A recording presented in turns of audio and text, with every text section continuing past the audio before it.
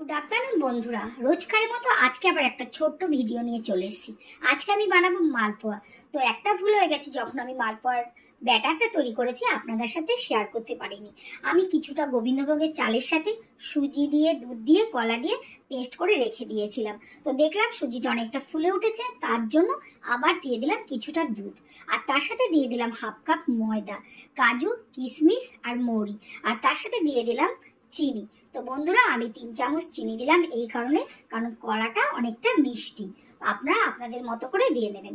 আর দিয়ে দিলাম baking powder, যাতে এটা ফুলে ওঠে। তো বন্ধুরা, আমি আমার ব্যাটারটা তৈরি করি, আপনারা আমার সাথে থাকুন। আর আমি ব্যাটারটা তৈরি করার পরে আমি কড়াতে তেল দিয়ে দিয়েছি, তেলও গরম হয়ে গেছে।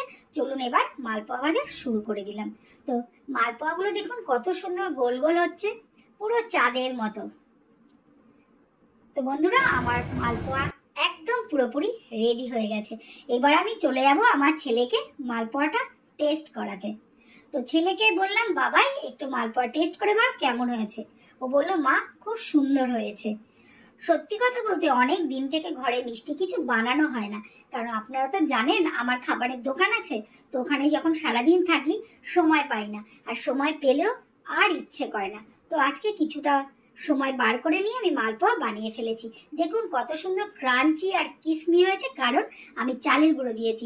ধারগুলো একটু ভাজা ভাজা হয়েছে, খুব সুন্দর খেতে হয়েছে। আর মাঝখানটা একদম নরম তুলতুলে। তো বন্ধুরা, আপনারাও বাড়িতে এভাবে মালপোয়া বানিয়ে আপনার প্রিয়জনদের খাওয়ান। তো আমি আর ছেলে এখন ঘরে বসে মালপোয়া টেস্ট করব, আর সবার জন্য রেখে দেব, সবাই বাড়িতে ফিরে খাবে।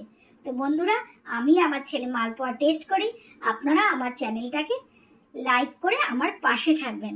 আর সবাই ভালো থাকবেন, সুস্থ থাকবেন। তো এই বলে আমার ভিডিওটা আমি এখানেই শেষ করলাম। Good bye.